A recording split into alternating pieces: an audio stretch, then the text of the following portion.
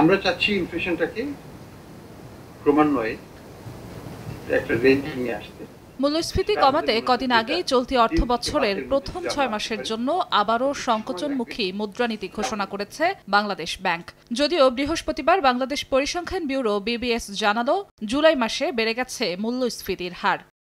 বিবিএসের তথ্য, জুলাইয়ে সার্বিক মূল্যস্ফীতি দাঁড়িয়েছে ৮.৫৫%। জুনে যা ছিল ৮.৪৮%। বেড়েছে খাদ্য মূল্যস্ফীতির হারও। মাসের ব্যবধানে 0.৩৪% বেড়ে হয়েছে ৭.৫৬%। আর 0.১% বেড়ে খাদ্য বহির্ভূত মূল্যস্ফীতি হয়েছে ৯.৩৮%। ২০২৪ সালের জুলাইয়ে সাধারণ মূল্যস্ফীতির হার ছিল ২ অঙ্কে ১১.৬৬%। চলতি জুলাইয়ের তুলনায় যা ৩.১১% বেশি।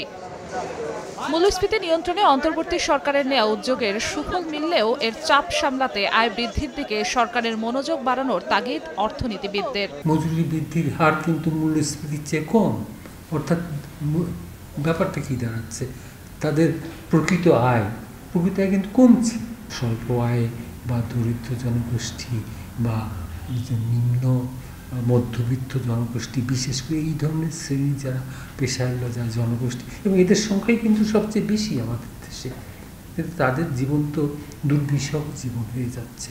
মূল্যস্ফীতির সঙ্গে অবশ্য জুলাই মাসে মজুরি বৃদ্ধির খবরও দিয়েছে বাংলাদেশ পরিসংখ্যান ব্যুরো। শিল্প খাতের উপর ভর করে 0.01% বেড়ে সাধারণ মজুরি বৃদ্ধির হার ঠেকেছে 8.19%। যদিও 0.03% করে মজুরি কমেছে কৃষি ও সেবা খাতে।